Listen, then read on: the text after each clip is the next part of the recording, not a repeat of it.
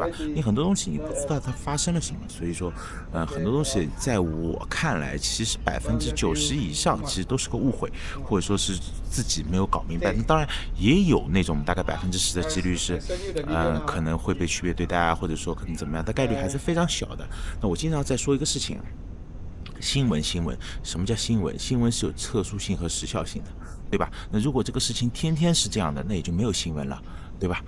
所以你想想看，新闻吧，肯定是难得有的。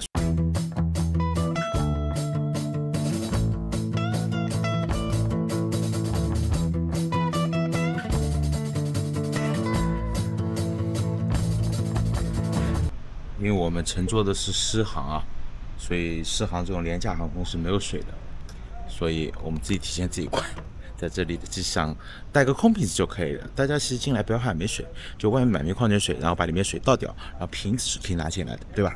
然后拿进来以后，再到每个登机口基本上都是有直饮水的，然后灌瓶水，这样飞机上就有水喝了啊。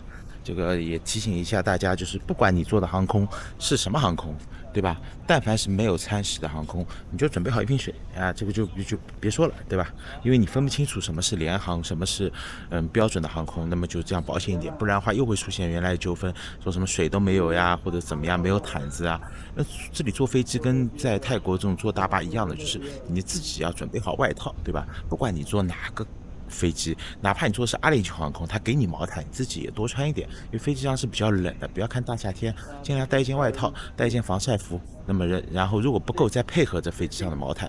不是每个航空公司毛毯都是免费的，好吧？这个再给大家说一遍，联航是联航，普通航是普通航，分不清楚的话就自己做好准备，这样的话就不会出现任何的误会啊，甚至于纠纷啊。其实很多东西都是你自己避免的，对吧？就没有必要每次都搞得很一本正经。哎呀，这个怎么你这个不把我们中国人怎么啦？就我们中国人怎么区别对待啊？哎，为什么人家有啊，我没有啊？但是你殊不知，人家可能网上就买了这个套餐，或者人家现场是付了钱的，对吧？你很多东西你不知道它发生了什么，所以说，很多东西在我看来，其实90%以上其实都是个误会，或者说是自己没有搞明白。那当然也有那种大概10%的几率是，可能会被区别对待啊，或者说可能怎么样，但概率还是非常小的。那我经常在说一个事情啊。新闻，什么叫新闻？新闻是有特殊性和时效性的，对吧？那如果这个事情天天是这样的，那也就没有新闻了，对吧？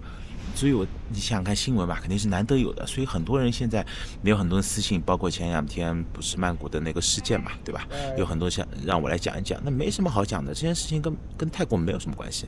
我不是帮泰国洗或怎么样，对吧？那这个本来就几个越南人自己之间的纠纷，无非刚好选择地点是今天是发生在了泰国，那也有可能发生在中国，也有可能发生在日本，也有可能发生在美国，这个很正常。那么大家有很多人来问我，到底现在安不安全？那你让我怎么说？我说安全吧。等你说，哎，这个外面那么不安全，小胖你瞎说啊，帮泰国洗白。我如果说不安全，哎，你就说我抹黑别怎么样？所以说安全不安全看自己，对吧？跟你说真的要安全。我说不该说的，难道你自己待在家里就真的一定安全吗？那你家楼下那条街就从来没有出过车祸吗？不可能啊，对不对？走在路上还被花瓶砸呢，这个东西真的是一人一命生死的，好吧？自己呢多注意一点，对吧？那出门在外，毕竟出门在外，哪怕你在自己的城市出门在外，也要小心啊，对不对？你过马路的时候也要看左看右啊，而并不是说这件事情到了国外了，就变成国外的司机不守素质了，怎么样？这不存在，好不好？就多注意。对，是有地方是比较野的，那自己多注意，是不是能避免80%到90%的概率发生？对吧？那这个东西只能自己注意，好不好啊？我们现在就等飞机了，飞机要延误了。啊，飞机延误了，哎呦，延误！这个机场好冷，张医生，大家一定要多穿一点啊。这个我觉得给大家总结一下吧，因为今天到泰国也蛮晚了，给大家总结一下，就整一个新加坡行，然后有哪些注意事项或者哪些小胖的心得啊。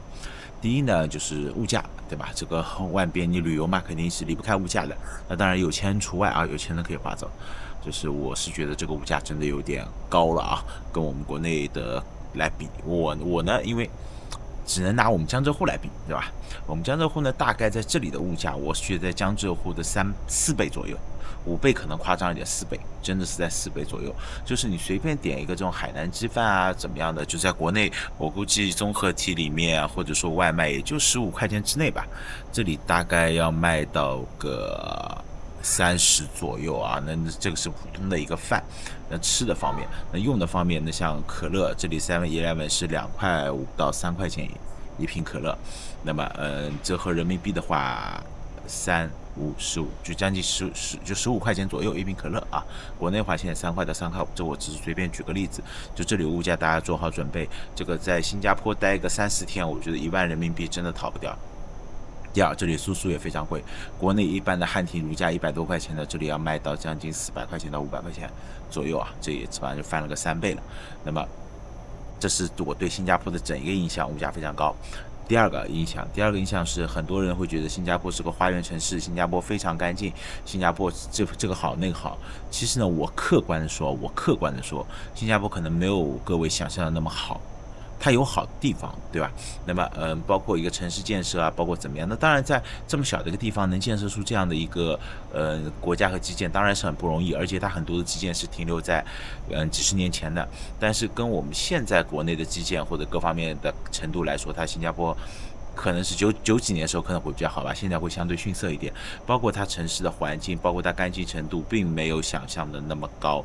包括我住在那个牙龙那个区域，可能是远离市中心了。那么你说怎么地上烟头啊什么，包括环境啊，我个人觉得是没有那么好。可能环境好的是哪里？就它城市，它 CBD 金沙那边，包括鱼尾狮公园，包括它的几个综合体写字楼，那里面都是相对还是比较 OK 的。那么抛开这一圈以外，包括今天我去石龙岗也逛了一圈，并没有想象中的那么好。第三个的话是整个新加坡给我的感觉什么呢？就是作为中国人过来的确旅游非常合适，这里几乎中文是通的，就算整一个就他每个柜台或者说每一个地铁工作人员，至少他一组人里面肯定是有人懂中文的。那英文更别说了，人家的母语。中文的话，基本上只要你找了华裔面孔的，基本上问题不大。包括酒店前台，你反说中文出去，像我住的牙龙这里啊，就讲中文就基本是通，所以很适合那种经济条件还不错，然后呢，语言能力相对不那么好的，没有问，就到这里来绝对没有问题。那当然你说英语很好，那这里是如虎添翼，真的如虎添翼。那么整个包括一个新加坡，它其实有很强的一个法律，我们所熟知的就是，我们抽烟可能要躲起来啊，或者怎么样。其实我觉得新加坡还好，包括你说像抽烟啊这方面的法律，其实并没有说很严格。对，或者说让人闻风丧胆，对吧？那当然像有些东西，什么口香糖这种，的确是没有的。这里的确我没人见口香糖、电子烟这种都没见过。你说抽烟，这个还真的蛮多的。你说有个一边走一边抽，其实我也见到过，那不好说。但大部分人还遵守的都会在垃圾桶边上。那包括这里的一些小偷小摸的情况，目前我是觉得还好。包括包放在那边，好像很多外国人鱼龙混杂的地方也相对来说比较安全。那么目前我在新加坡这4、5天，我没有看到过一次警车，没有看到过一次警察，交警都没看到过。反正就好像这一类东西的确在新加坡发生比较少。相对治安方面，我觉得的确是让人会觉得很放心。包括我背个书包，我就背在后面，也不怕去某些国家，我可能书包背在前面啊，怎么样？这可能是心理因素吧。这方面还是非常好的。那么再其次点呢，你说新加坡大部分我觉得吃方面是符合国人，玩的方面的话，它也就这么几个地方。第一个圣淘沙那一带，那么包括环球影城；第二个的话，可能就是牙龙的一些路边店、一些祖屋下面的一些美食；那么第三个的话就是金沙片区。金沙片区嘛，就是包括它的鱼尾狮啊，包括几个好的5星酒店啊，这一带都没问题。包括那个牛车水，对啊，包括小印度这我没去，包括乌节路，其实都还不错。目前我看还不错。不过它交通的确是很发达，它不管是坐公交车，还是坐地铁，还是坐各种方面，我觉得它是比较方便的。那么像我今天有个朋友，我们刚才机场碰了一下，他从樟宜机场打车到鱼尾狮大概也就30新币，30新币什么概念呢？就160、70块钱，我觉得还行。虽然说距离蛮远的，它这里起步价4块多起跳，但是还好，因为都是打表的，也不会说存在我们好像到泰国一样，而且不打表宰客。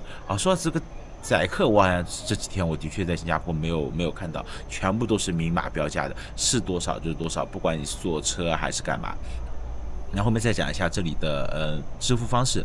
其实大家到新加坡来，其实是少量的新币就可以了，基本上在商场里或者外面，支付宝、微信都是通用的，只有一些小摊小贩或者像我在牙龙吃的一些地方需要付现金，包括地铁那边付现金。其实包括你有一张 Visa 或 Mastercard 的信用卡的话，基本上可以做到95%以上是不需要现金的。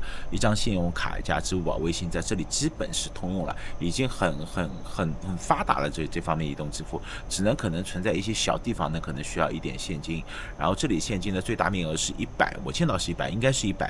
然后基本上就50属于蛮大的面额了。然后小的话就是属于1毛2毛都有，因为基本上可能去吃个美食城啊怎么样，他可能卖个水就1块2、1块3，哎，大概就是这样的一个标准。所以大家还是要准备一些现金的，现金不用太多，基本上准备个50、100就可以了。多余的钱大家在机场的免税店啊或哪里用的时候可以完全都抵消掉，所以尽量少带一些现金啊，这方面。那其次的话就是新加坡天气，新加坡天气我没有经历雨季，因为这几天待下来全是太阳，新加坡真的好热，新加坡比泰国热多了，比芭提雅热多了。就是我的衣服，大家如果有我朋友圈的这个有联系方式，大家可以看我朋友圈。我这里这个盐呐，就身上全是盐，而且每一件衣服我每天出去回来都是盐。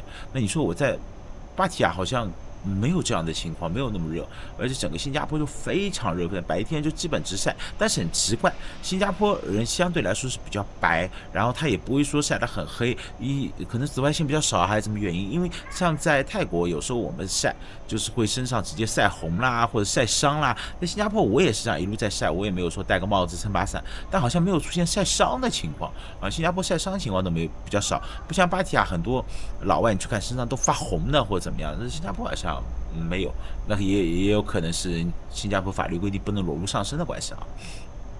那么，包括他这里的逛的、吃的各方面，我是觉得真的很符合我们中国人来。那怎么，我觉得大家如果说条件允许，那或者说你要去其他国家中转，那么的确新加坡来玩个3、4天是非常舒服的，这方面是毋庸置疑的。那么，整一个我现在体验下来，我新加坡大概就是这么一个特色。除了市区以外，其他地方还是有一点潮汕的感觉，还是有点原来香港的感觉，有点这种90年代啊或者2000年初的那种感觉。但是真的你说很高的城市建设，我到现在好像也没有发现它有多高级的地方，可能就这个樟宜机场会比较高级一点。但是你回想起来呢，很多东西它可能建设是几十年之前的，那个时候看觉得那好像是蛮高大上的。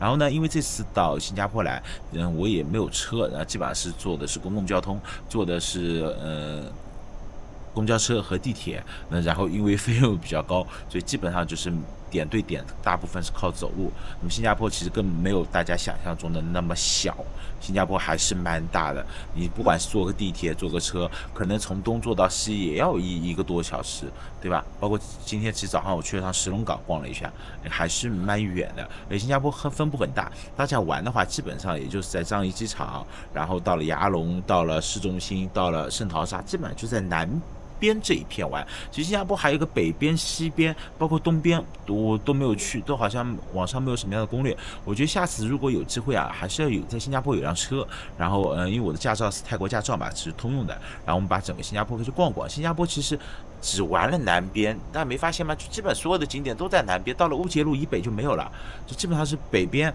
东边和西边都是没有列举到的。而且新加坡它本身它还有很多的跳导游，我觉得好像也有很多观众就没有跳。那包括我看了一下攻略，好像新加坡可以直接跳到印度尼西亚，我觉得这又是一个让我比较感兴趣，或者以后我可能会途经新加坡走一条水路线去印度尼西亚的这么一条线，我觉得可以尝试一下。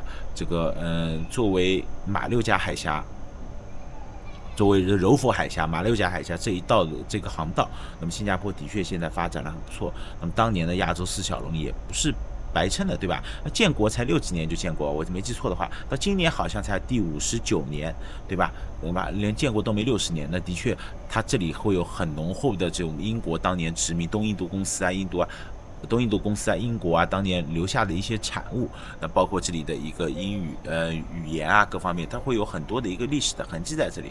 但是没办法，新加坡这个位置实在是太好了，它结合了很多的资源啊，那么整个新加坡旅游大概今天也就到这样，然后我们就等飞机，等飞机来了以后，我们就回泰国了。然后明天还要干一件很伟大的事情，我们就明天的视频再说，好不好？我们先等飞机啊。今天坐的是狮航，哎呀，狮航又有很多的故事。我刚才已经跟大家说了，反正大家坐廉价航空准备好自己东西啊。哎呀，出发！上个是基本上应该快值了，已经延误了1个多小时了，就好冷这个机场，大家真的要多准备一些衣物，好吧？啊，好，登机了，果然是联航，哎，连个停机位都没有，都还要接驳车，啊也好，体验一下接驳车也蛮好，我是蛮喜欢这种接驳车的，可以游遍整个机场。Thank you。哎呀，我碰到真冷，只要到外面来感受一下。哦。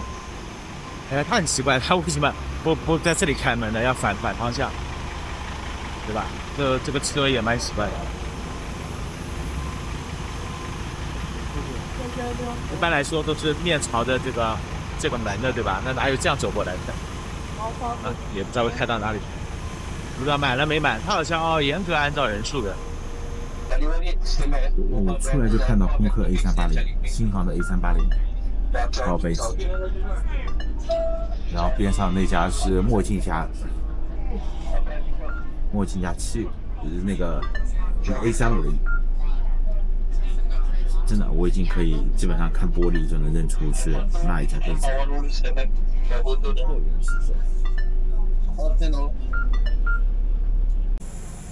哦，这个樟宜机场太大了，我们摆渡车开了将近20分钟，我都开了。各种各样的飞机绕了一片，我们太大了，啊！我们现在就开始登机了。哇，太大了这个机场，这个机场我觉得比萧山机场大4、5倍都不止，我感觉真的比普通大，我感觉真的比普通大。普通我也没坐过那么大的摆渡车，哦，这个坐太久了。哦，进来，哇，真的是冷，现在就冷了，待会怎么办哦？哎，狮航，其实我坐过好多次狮航。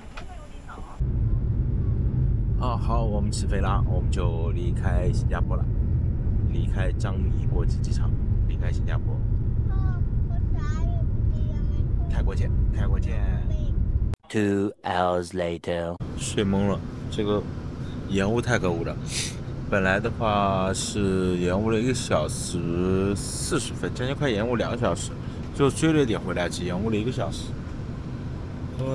到了我们到曼谷了，那我们现在出关。我们一下飞机就又回到那种熟悉的这种泰国的那种洗衣粉的味道，就是那个洗衣液的味道啊。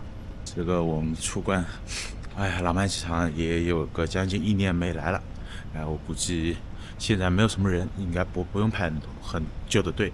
现在的话，基本上苏万那普或者廊曼出关都非常方便。好，我们已经到了，我们先出关，前面不能拍。好，我们顺利出关了。就是很多人，我前面卖着关子，你知道很多人知道我干嘛吗？然后我这次出来以后啊，因为有一个旅行社联系我，然后想让我体验一下他们的纯玩团，对吧？因为之前我也发视频吐槽过，就是现在泰国的旅游团的一个生态怎么样，然后他们说想体验我，就说喊我体验一下。然后呢，我今天就刚好回来嘛，然后就从现在开始，我就模仿一个真正的游客。好吧，然后来体验一下整个泰国的一个纯玩团，然后等我整个团体验下来了以后，我再给大家分享。然后每天我也会给大家去发视频，看一下这个团到底怎么样，对不对？那绝对不会说他免费邀请我了，我就说他好。黄坡卖瓜自卖自夸这种事情我小胖看不来，好吧？我该怼他，该骂他是骂他。我想看一下，就是说这个团到底是怎么样的，好吧？我们现在已经比较好，他基本上落地就有人会来接我们。我刚做了登记，然后5分钟有司机来接我。到了泰国我就敢喝可乐了，在新加坡连可乐都不敢喝，太夸张了。然后呢，有个东西给大家介绍一下，刚才没说，就是我们弄的这个叫落地伞拼，就是今天我体验的，它是大家自己从自己的城市飞到泰国来了以后，然后直接从机场接上你，然后再开始。